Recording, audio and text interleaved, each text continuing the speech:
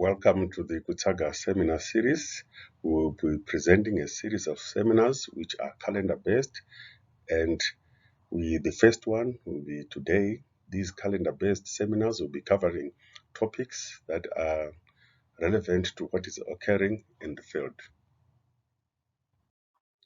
The topics that we're going to be covering in this series of webinars as tips on curing tobacco in a drought year. That one we'll cover today. And then we go on to tray cleaning and sanitization, then the float system for producing tobacco seedlings, land preparation and planting, and also irrigation scheduling. We will go on to cover weed and sucker management, managing pests and diseases in the lands, Kutsaga variety performance, reaping and curing, grading, and marketing of tobacco. All these will be covered by the experts at the Tobacco Research Board.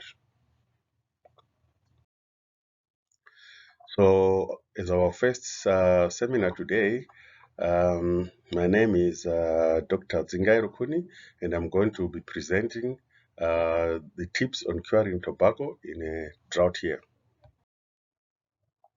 As an introduction, what is considered a drought year? There are three types of drought years, generally for tobacco. These are early season droughts, and then droughts during the main growing season, which can affect yield and quality adversely because these actually affect leaf expansion and therefore weight gain. And then we have what we call a wet start followed by a drought, which is what we are currently facing with some rains in November, December, and part of January. Then after that, the rains became erratic. This is a very challenging season, especially for curing tobacco. What causes this type of tobacco to be difficult to cure? Drought stress tobacco is difficult to cure because it's got too much nitrogenous constituencies and insufficient carbohydrates to allow good leaf coloring and good leaf chemistry to be produced. Leaves do not release moisture easily because of the constricted stomata. The stomata are constricted because it is actually a survival mechanism for drought seasons for all types of plants, that they restrict the loss of water through closing the stomata. Droughted tobacco, as you can see, very green, very difficult to wait for, and sometimes you have to get in and make sure that you rip ripe. I'll show you a close up of droughted tobacco.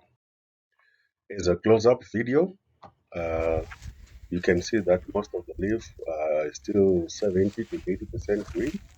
A bit of mottling, but that doesn't show that the leaf is ripe. And as you can see, most of the leaf is still green, plenty of chlorophyll in the leaf.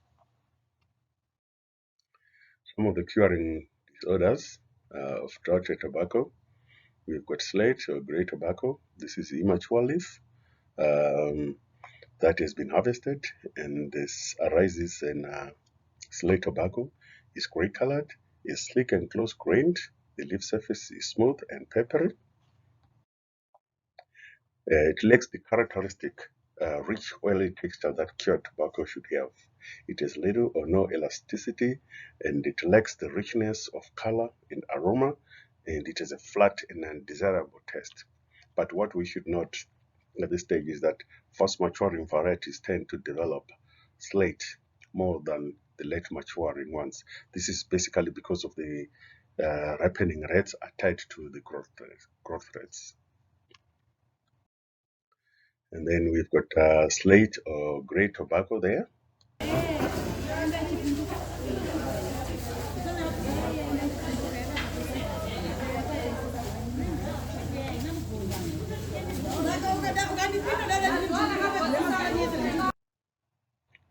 As you can see, the actual places that have some bruising are actually worse in terms of quality. So it would be like slate tobacco, and it's got all those bruises. Then it turns even brown, making the quality even worse. We've got sponge. This is a brown-gray mottled discoloration on the leaf. It's often confused with slate, but the difference is because the sponge tobacco is with some moisture spots and is also softer than slate tobacco. Sponge, there are several causes, but most of them are related to moisture and the curing temperatures. And this occurs around 50 degrees Celsius. Can be because of inadequate ventilation, overpacking, temperature fluctuations, which can also lead to run back with slow drying rates after coloring. And so the slowness actually causes the sort of cooking effect on the leaf when the temperatures rise even further. And what is very important is for us to know that drought stress tobacco exhibits a reduced moisture loss because of the reduced stomata opening. So you must be very careful when adjusting your temperatures relative to your humidity. Spiced tobacco might look very normal, but it's not. When you touch it, you actually see that this is not the normal type of tobacco. Like we said, it's got a soft, like a softer texture, and it's got some moisture spots. Some recommended curing practices for drought tobacco is that you have to rip ripe and conduct a ripening test or drawer test as outlined in the handbook. The leaf under these circumstances develops under nitrogen deficiency because of the drought. So they're very high in starch, and the conversion to sugars is required for you to have a good leaf chemistry before you can actually dry the leaf. That is at the coloring stage.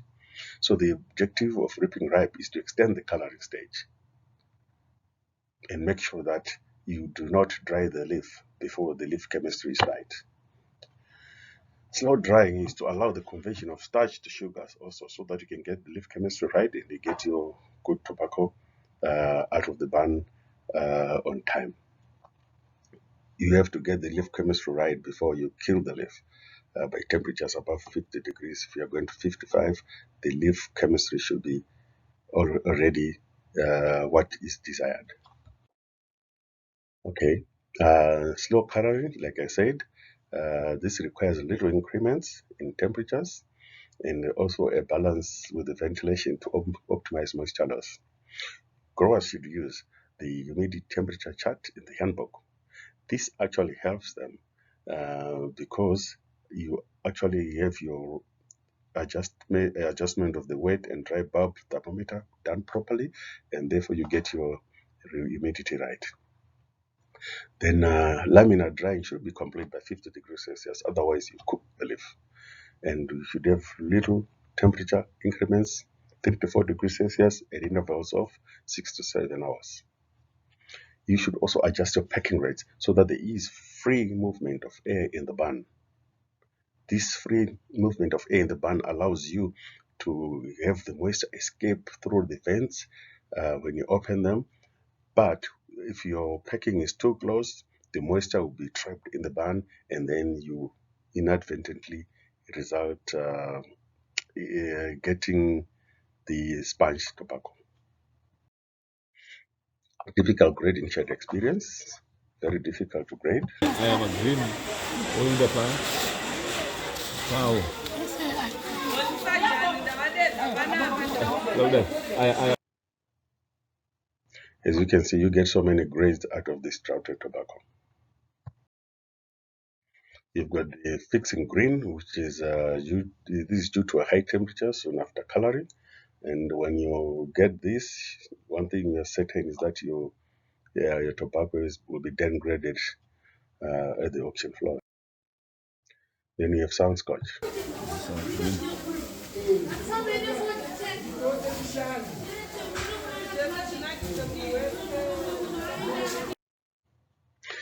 The brown spots are because the cells are dead, and therefore there's no leaf chemistry going on during the coloring phase. So it just turns brown like you ripped a banana leaf.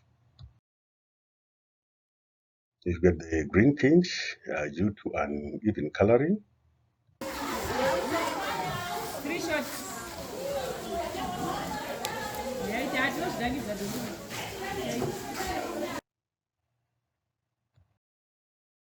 also have a combination of the green tinge and the sunscorch. Most of the time, these disorders don't come in isolation. You can have the brown spots due to sunscorch. You can have the fixing green. You can have slate. You can have sponge tobacco, all on the same leaf. So do not expect to get one type of disorder from each type of leaf. There will be a combination of these depending on the circumstances under which they were cured. Not cricket. 24.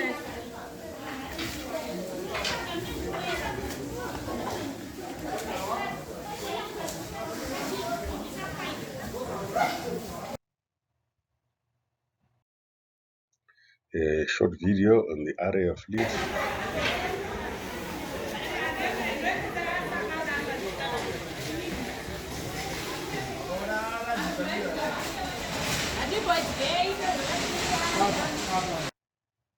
This array of leaf grades actually shows you that you can get some reasonably good tobacco from this drought stress tobacco. Here's a conclusion. We all know that tobacco can tolerate moisture stress in the first 4 to 5 weeks, but after this stage, we start getting severe yield and quality losses due to moisture stress. And as for droughted tobacco, only ripe leaves. Ensure careful curing, especially the coloring and the post-coloring stages. My advice to growers is that they should invest in irrigation equipment as mitigation against such El Nino occurrences, and this is nature and will repeat itself. And growers should remember that farming is a business and there should be reasonable investment in order to get good financial gain from the business. Thank you. This is the end of my seminar. I will invite questions. If you want to contact us, you can contact us at kutsaka@kutsaka.co.zw, or you can also visit our website. Thank you.